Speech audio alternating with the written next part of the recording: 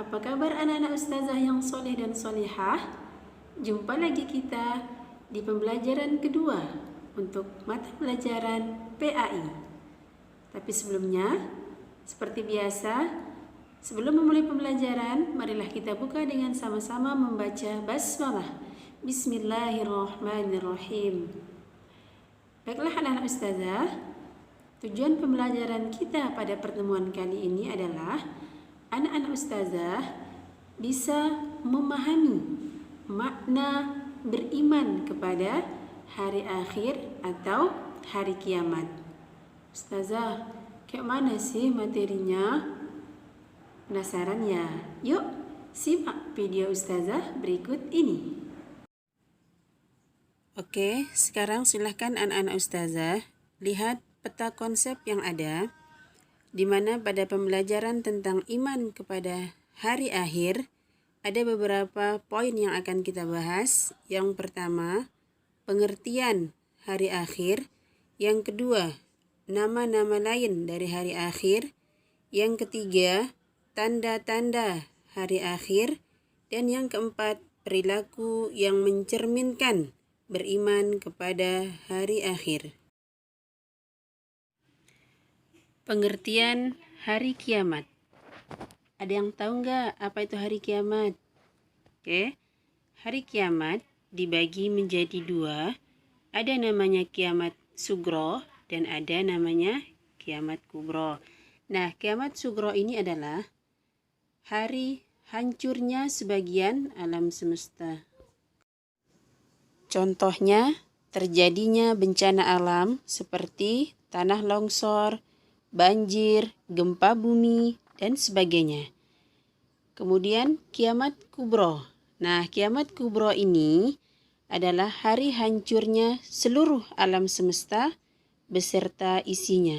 Dan inilah yang dimaksud dengan kiamat sesungguhnya. Nah, nanti setelah terjadinya kiamat, akan ada beberapa tahapan lagi yang akan kita lalui. Yaitu ada namanya alam barzah atau alam kubur.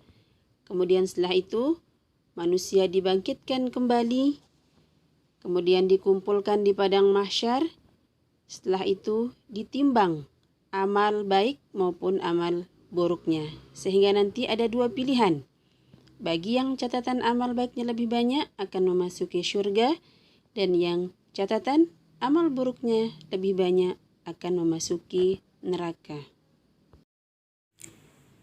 Hari akhir atau hari kiamat memiliki beberapa nama lain, di antaranya Yaumul Ba's, hari kebangkitan, Yaumuddin, hari pembalasan, Yaumul Hasyrah, hari penyesalan, Yaumul Fasl, hari keputusan, Yaumul Jam'i atau Yaumul Mahsyar, hari berkumpul, Yaumul Hisab, hari perhitungan, Yaumul Wa'id, hari ancaman, Yaumul Waqi'ah, peristiwa yang dahsyat, Al-Haqqah, hari yang pasti terjadi, Yaumul Azifah, hari yang mendekat, Al-Qari'ah, kecelakaan yang pedih, Al-Ghashiyah, peristiwa yang luar biasa, Yaumul Fathi, hari pengadilan, Yaumul Talaq, hari perpisahan,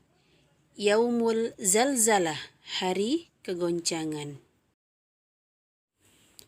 Selanjutnya, kita akan mengenal apa saja sih tanda-tanda dari hari kiamat.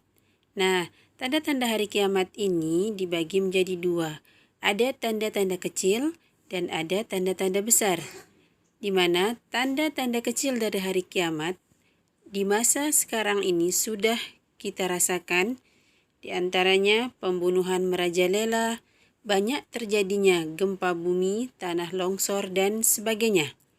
Kemudian, tanda-tanda besar hari kiamat di antaranya terbitnya matahari dari barat, munculnya binatang ajaib yang bisa berbicara, kemudian rusaknya Ka'bah, turunnya Nabi Isa alaihissalam, kemudian hilang dan lenyapnya Al-Quran dan mushaf serta hafalan dari para hafiz Quran, Kemudian seluruh manusia menjadi kafir dan munculnya Ya'juj wa Ma'juj.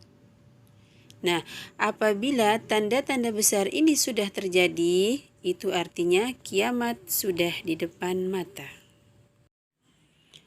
Orang-orang yang meyakini akan adanya hari kiamat akan menunjukkan perilaku positif atau menunjukkan perilaku bahwa ia beriman kepada hari akhir. Di antaranya, tidak akan meniru pola hidup orang kafir, kemudian selalu beramal soleh dan meningkatkan ketakwaan kepada Allah Subhanahu wa Ta'ala, selalu berbuat baik, mau berjihad dengan jiwa dan hartanya, tidak kikir kepada sesama, dan memiliki kesabaran dalam kebenaran dan ketika tertimpa musibah.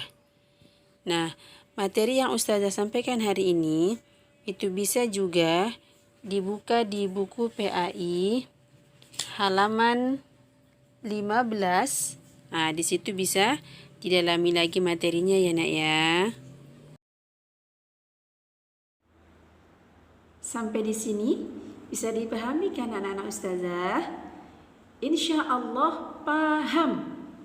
Oke, demikianlah penjelasan tentang beriman kepada hari kiamat. Bisa kita simpulkan bahwa hari kiamat itu pasti akan terjadi, di mana meyakini akan adanya hari kiamat itu merupakan salah satu rukun iman yang kelima. Kemudian apapun yang kita lakukan di dunia ini, perbuatan baik maupun perbuatan yang tidak baik, semuanya akan dimintai pertanggungjawaban oleh Allah Subhanahu wa Ta'ala, dan kita akan memperoleh balasan dari semua apa yang sudah kita lakukan selama kita hidup di dunia ini. Jadi pesan Ustazah, sekaligus Ustazah mengajak kepada kita semua, mari introspeksi diri kita, kemudian berhati-hatilah kita sebelum melakukan suatu kegiatan. Karena apa? Sekecil apapun perbuatan yang kita lakukan, semuanya akan kita pertanggungjawabkan kelak di hadapan Allah Subhanahu wa Ta'ala. Oke, mudah-mudahan kita termasuk hamba-hamba Allah yang diridhoi oleh Allah Subhanahu wa Ta'ala. Itu saja yang bisa Ustazah sampaikan. Ustazah akhiri. Assalamualaikum warahmatullahi wabarakatuh. Tetap jaga kesehatan dengan cara rajin cuci tangan, makan makanan bergizi, dan ikuti protokol kesehatan yang ada. Sampai jumpa pada pertemuan selanjutnya.